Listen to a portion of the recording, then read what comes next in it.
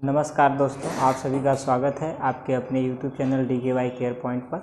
और आज हम एक केमिस्ट्री के नए टॉपिक की तरफ बढ़ रहे हैं। और आज इलेक्ट्रॉन, प्रोटॉन, न्यूट्रॉन की जो खोज हुई है, किस प्रकार से हुई है, कैसे हुई है, उसी के बारे में केमिस्ट्री बताएंगे। रसायन विज्ञान का ये टॉपिक है।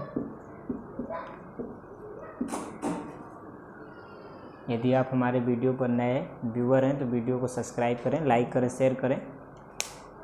और आज हम इस ज़बरदस्त तरीके से आपको इन चीज़ों का खोज कैसे हुआ है और कैसे इसका निष्कर्ष निकाला गया, इस चीज़ों पर चर्चा करेंगे। सबसे पहले बात कर लेते हैं अल्फा कण प्रकीर्णन। अल्फा कण प्रकीर्णन या कोष्ठ में प्रोटॉन की खोज या नाभिक की खोज।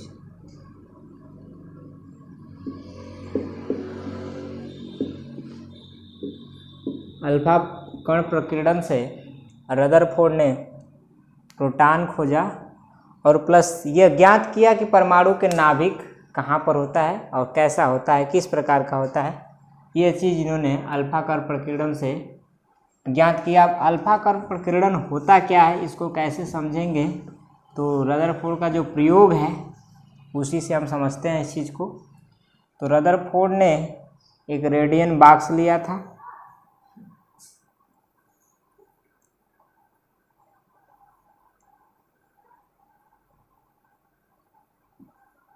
रेडियन बॉक्स लिया था और इसमें हीलियम परमाणु या परमाणु को केंद्रित किया था इस रेडियन बॉक्स में। और इसे एक स्वर्ण धातु की पतली पन्नी, स्वर्ण धातु की कितना पतली पन्नी, पर्दा टाइप लिया था। और इसमें जगह जगह क्या दिखा दिया था, इलेक्ट्रॉन को दिखा दिया था। ये हमारा क्या स्वर्ण धातु का परमाणु है, स्वर्ण धातु।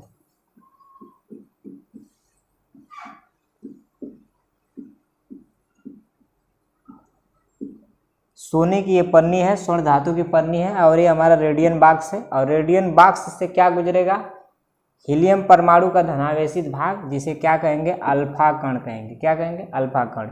और ये अल्फा कण जब इस रेडियन बॉक्स से गुजरता है कुछ इस तरह से, और कुछ जो इसके सेंटर से कुछ दूरी पर जाता है, सॉरी थोड़ा सा इसको इधर से बनाना चाहिए था, कुछ इस तरह से जाता है तो कुछ एंगल पर मुड़ जाता है, कुछ सीधा इससे टकराता है और सीधा उसी दिशा में वापस आ जाता है। कुछ कण यहाँ से गुजरता है, वो इस तरह से गुजरता है, कुछ यहाँ से, वो यहाँ मुड़ जाता है। ठीक है, ये कंडीशन रदरफोर्ड ने देखा। पीछे क्या लगा दिया था, एक पर्दा लगा दिया था। इस पर्दे पर इसका क्या बनने लगा था, प्रतिबिंब प्राप्त हो रहा था। ये पर्दा हमारा है, पर्दा अच्छा नहीं बना है बट समझने के लिए है। तो इस पर्दे पर क्या आएंगे, प्रतिबिंब मानेंगे। तो रदरफोर्ड ने देखा कि जब रेडियन बॉक्स से अल्फा कणों का एक स्वर्ण धातु की पतली पन्नी पर बमबारी किया जा रहा है, तो कुछ कण तो सीधा धातु को भेद कर पार निकल गए और कुछ कण जो है कुछ एंगल बनाते हुए कुछ दिशा में मुड़ गए और कुछ एंगल बनाते हुए नीचे की तरफ मुड़ गए और कुछ पार हो गए। और कुछ ऐसे भी कण थे जो जिस दिशा से आए थे, जिस रेंज से आए थे, उसी रेंज में वापस लौट गए। ये तीन प्रकार का उन्होंने इससे प्रतिबिंब प्राप्त किया और देखा। तो उन्होंने क्या निष्कर्ष निकाला कि परमाणु का अधिकांश भाग क्या होता है, खाली या खोखला होता है। खाली या क्या होता है, खाली या खोखला होता है। परमाणु का अधिकांश भाग खाली या खोखला होता है। फिर उन्होंने देखा कि जैसे जैसे सेंट्रल की तरफ, नाभिक की तरफ, परमाणु के मिडिल पॉइंट में, इसको नाभिक बोलेंगे, सेंट्रल की तरफ हम बढ़ रहे हैं तो देख रहे हैं कि उसका प्रतिकर्षण या आकर्षण क्या हो रहा है, बढ़ रहा है। लेकिन इस पर कौन सा चार्ज था, धनावेश था। तो इस नाभिक से जब ये टकराया तो उसी दिशा में वापस लौट गया जिस दिशा में वह आया था। जिस दिशा से वह आया था उसी दिशा में क्या हो गया, वापस लौट गया। तो उन्होंने कहा कि नाभिक में कोई सघन या ठोस भाग होगा जिसके कारण अल्फा कण टकरा कर उसी दिशा में वापस लौट गए जिस दिशा से वह आए थे। तीसरी बात उन्होंने कहा कि नाभिक की तरफ जैसे जैसे बढ़ रहे हैं प्रतिकर्षण बढ़ रहा है और किरणों को कुछ एंगल 90 डिग्री पर ये क्या कर रहा है, प्रतिकर्षण कर रहा है, ये भी 90 डिग्री पर प्रतिकर्षण कर रहा है और जो नाभिक से टकराए वो उसी दिशा में वापस लौट गए जिस दिशा से क्या किए थे, वो आए थे। और नाभिक से काफी दूरी पर देखा गया तो उसका प्रतिकर्षण कुछ नहीं था, जिससे वह सीधे किरणें क्या हो गई, आर पार चली गई। तो इससे क्या निष्कर्ष निकला कि परमाणु का अधिकांश भाग खाली या खोखला होता है और परमाणु के मिडिल पॉइंट में, सेंट्रल पॉइंट में कुछ ऐसा सघन ठोस भाग छोटे से दूरी में होता है जिसको हम नाभिक बोलते हैं। और यह भाग कैसा होता है, प्लस होता है, क्योंकि अल्फा कण पर भी प्लस चार्ज होता है और ये प्लस भाग होता है, मतलब ये धनावेशित भाग होता है, जिसे उन्होंने क्या कहा, प्रोटॉन कहा, प्रोटॉन कहा। तो ये नाभिक में क्या पाया जाता है, प्रोटॉन पाया जाता है। बाद में सर्च निकल कर आया कि न्यूट्रॉन और प्रोटॉन दोनों होता है, जब जेम्स चैडविक ने अपना खोज कर लिया। तो जेम्स चैडविक तो जानते हैं, रदरफोर्ड को हम जान लिए कि रदरफोर्ड किसका प्रयोग किए थे, रेडियन बॉक्स का स्वर्ण धातु पर अपना प्रयोग किए थे। और क्या निष्कर्ष निकाला कि परमाणु के अंदर कोई सघन या ठोस भाग होता है जिसे हम क्या कहते हैं, उसका नाभिक कहते हैं और उसमें धनावेश होता है जिसे हम प्रोटॉन कहते हैं। बात समझ में, इतनी बात रदरफोर्ड ने क्लियर किया। अब आगे बात करते हैं जेम्स चैडविक की, कि जेम्स चैडविक क्या कहते हैं। तो जेम्स चैडविक जो होते हैं ये न्यूट्रॉन की खोज किए। जेम्स चैडविक जो है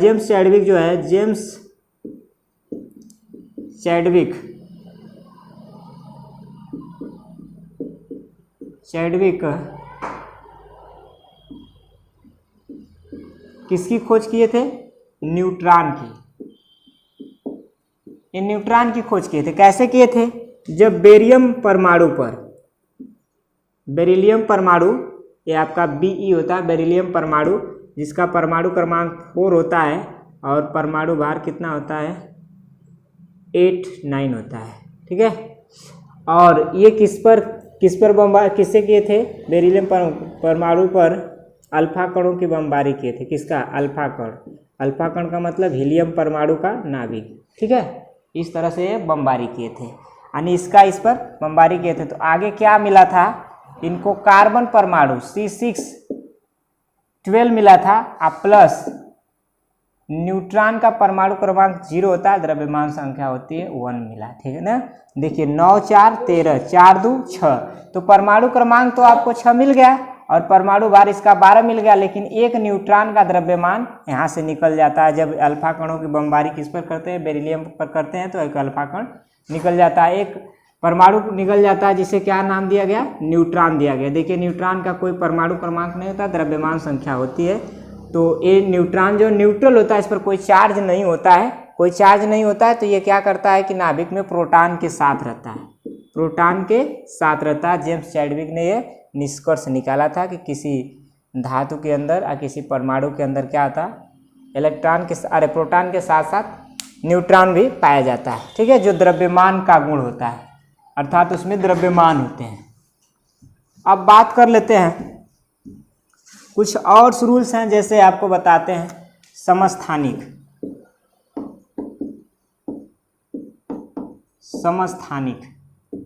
इसको अंग्रेजी में बोलते हैं आइसोटॉप्स।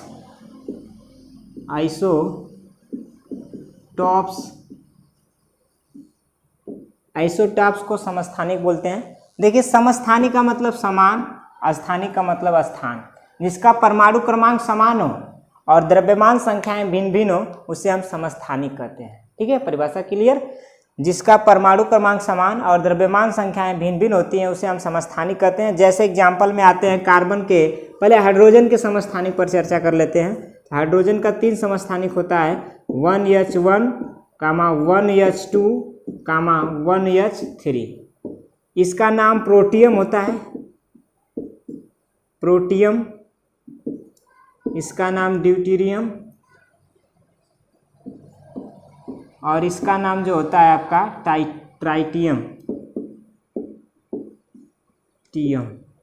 ये 3 समस्थानिक हैं हाइड्रोजन के। और भी समस्थानिक आप खुद पता कर सकते हैं, जैसे नाइट्रोजन का लेते हैं 7N14, फिर 7N15, फिर 7N16 सिस्टीन, ये आपका नाइट्रोजन का हो सकता है। फिर इसी तरह अगर ऑक्सीजन की बात करते हैं तो ऑक्सीजन के भी समस्थानिक 8O सिस्टीन, 8O 17, 8O 18, ये ऑक्सीजन के भी समस्थानिक। कार्बन के भी समस्थानिक मिल जाएंगे आपको C6C12, 6C13, 6C14, ये कार्बन के भी 3 समस्थानिक। कार्बन के मिल गए, हाइड्रोजन के मिल गए, नाइट्रोजन, ऑक्सीजन, ऐसे बहुत सारे समस्थानिक होते हैं जिसे आप आराम से एग्जाम्पल में याद कर सकते हैं। अब बात कर लेते हैं समभारिक की।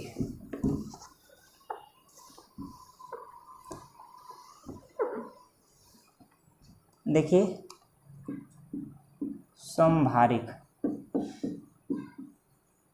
समभारिक का मतलब इसको बोलते हैं आइसोबार, आइसोबार्स,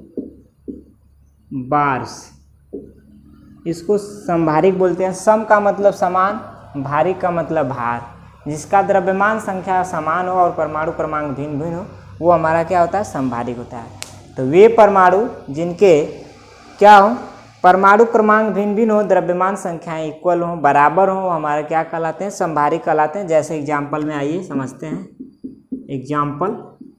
तो एग्जाम्पल में जैसे आपको बता दें कि 19K40, फिर आपका इसके पहले AR को ले लीजिए, 18AR14, फिर CA यानी 20CA14। देखिए तीनों में सबका द्रव्यमान संख्या कितना मिला आपका, 40, लेकिन परमाणु क्रमांक 19, 20 ये सब है। ठीक है, अब बात कर लेते हैं समन्यूट्रॉनिक।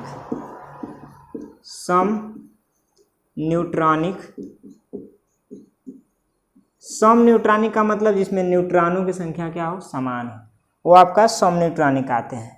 तो समन्यूट्रॉनिक का मतलब जिसमें इलेक्ट्रॉनों की संख्या न्यूट्रॉनों की संख्या समान हो। सम इलेक्ट्रॉनिक का मतलब जिसमें इलेक्ट्रॉनों की संख्या समान हो।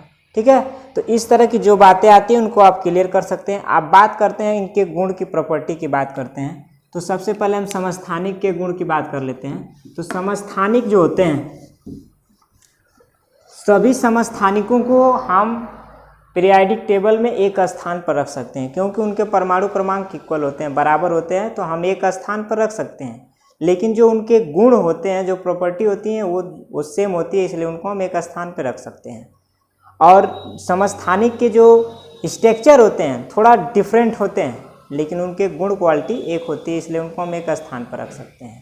समस्थानिक से हमको जैसे कहने का मतलब उसकी न्यूट्रॉनों की संख्या डिफरेंट होती है, तो नाभिक में आवेश घटता बढ़ता रहता है। ठीक है, लेकिन न्यूट्रॉनों के कारण कोई आवेश नहीं होता, प्रोटॉनों के कारण आवेश होता है। ठीक है, तो इलेक्ट्रॉनों के प्रोटॉनों के बढ़ने के न्यूट्रॉनों के बढ़ने के कारण उसके नाभिक का द्रव्यमान चेंज होगा।